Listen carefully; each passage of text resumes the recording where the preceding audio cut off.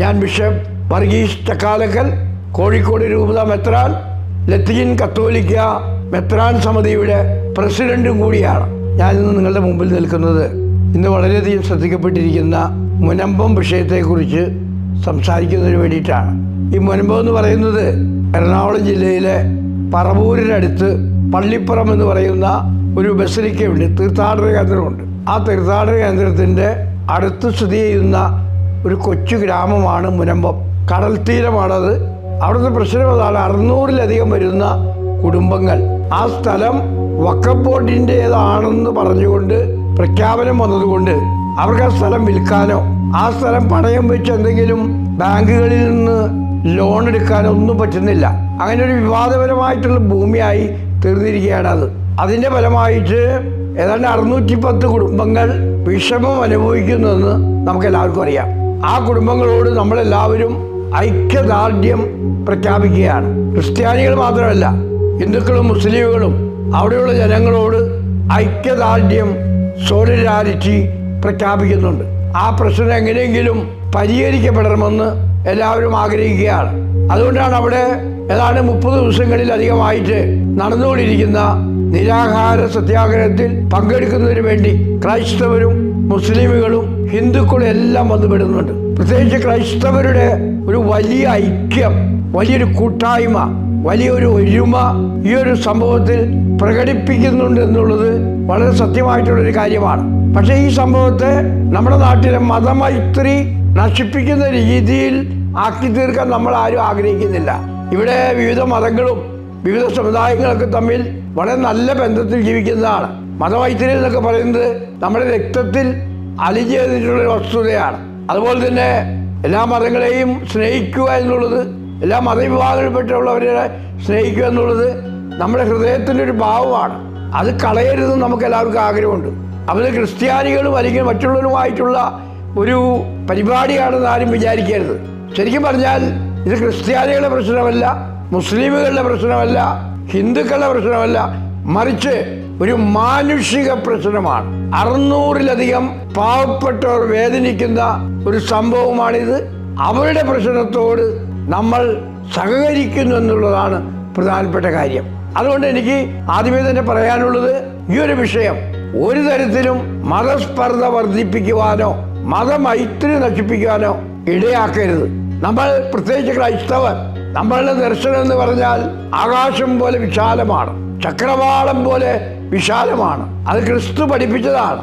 എല്ലാവരെയും ഉൾക്കൊള്ളുവാനും എല്ലാവരെയും സ്നേഹിക്കുവാനും എല്ലാവരെയും ആലിംഗനം ചെയ്യുവാനുള്ള ആ ഒരു ഉൾക്കരുത്ത് നമുക്ക് നൽകുന്നത് നമ്മുടെ കർത്താവും നമ്മുടെ ദൈവവും നമ്മുടെ വിമോചകനുമായ യേശു ക്രിസ്തുവാണ്.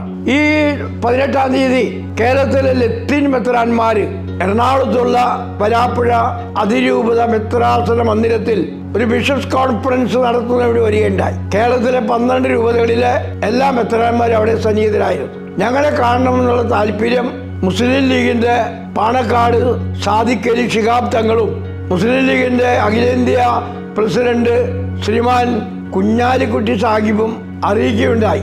ഞങ്ങളെ വന്ന് കണ്ടുകൊള്ളുവാൻ ഞങ്ങൾ പറഞ്ഞു. അതിന്റെ ഫലമായിട്ട് ഇവർ രണ്ടുപേരും വരാപ്പുഴ ആർച്ച് ബിഷപ്സ് ഹൗസിൽ വന്നു. അവർ ഞങ്ങളോട് പറഞ്ഞ കാര്യം നിങ്ങളോടും കൂടി പറയാൻ ഞങ്ങൾ ആഗ്രഹിക്കുകയാണ്. വളരെ ശുഭാപ്തി വിശ്വാസം തരുന്ന രീതിയിലാണ് അവർ ഞങ്ങളോട് സംസാരിച്ചത്.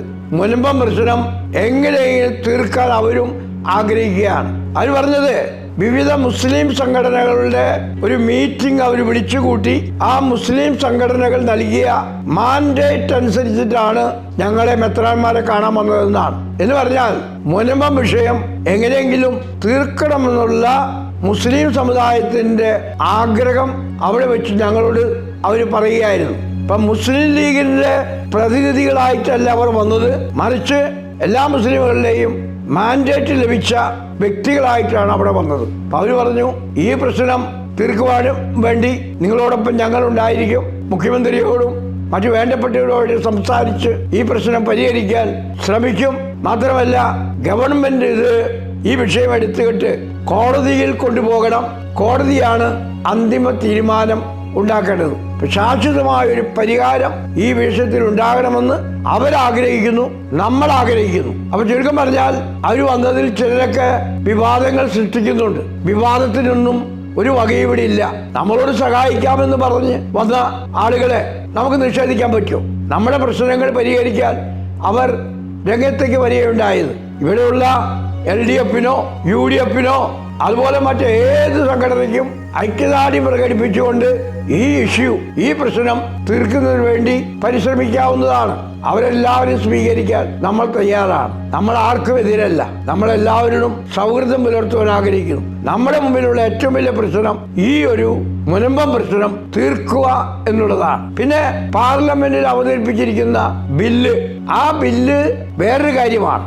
ഇന്നിവിടെയുള്ള പ്രശ്നം മുൻപത്തെ പ്രശ്നമാണ്. അത് തീർക്കാൻ വേണ്ടിയിട്ടാണ് നമ്മൾ ശ്രമിച്ചുകൊണ്ടിരിക്കുന്നത്. നിങ്ങളോട് എല്ലാവരോടും എനിക്ക് പറയാനുള്ളത്, മതമൈത്രി നശിപ്പിക്കുന്ന രീതിയിൽ ആരും തന്നെ പ്രസ്താവനകളോ മറ്റു കാര്യങ്ങളോ ഒന്നും ചെയ്യരുത്. അതുപോലെ നമ്മൾ ഈ പ്രശ്നത്തെ വർഗീയവൽക്കരിക്കരുത്.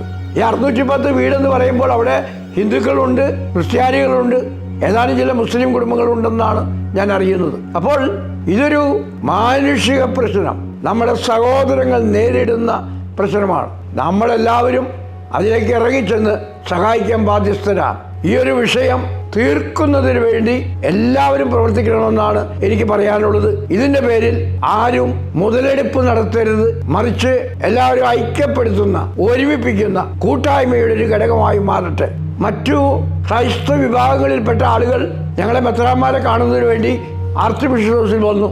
ഓർത്തഡോക്സുകാരും യാക്കോബക്കാരും മാർത്തോമക്കാരും മറ്റു സൽവേഷൻ ആർമി, യഹോവ സാക്ഷികൾ, ഇങ്ങനെ വിവിധ തരത്തിൽപ്പെട്ട ആളുകൾ എല്ലാവരും ഈ ഒരു പ്രശ്നം തീർക്കുന്നതിന് വേണ്ടി ഞങ്ങളും കൂടെ ഉണ്ടായിരിക്കുമെന്ന് പറഞ്ഞ് വരികയുണ്ടായി. അവരെല്ലാം വിശാലമായ ഹൃദയത്തിന് ഞാൻ നന്ദി പറയുന്നു. ഈ വിഷയം ഒരു തീർപ്പിലെത്തുന്നതിന് വേണ്ടി ദൈവത്തിൻ്റെ ശക്തമായ കരങ്ങൾ, ദൈവത്തിൻ്റെ ഇടപെടലുകൾ ഉണ്ടാകാൻ നിങ്ങൾ ഓരോരുത്തരും പ്രാർത്ഥിക്കണമെന്ന് ഞാൻ പ്രത്യേകമായിട്ട് അഭ്യർത്ഥിക്കുകയാണ്.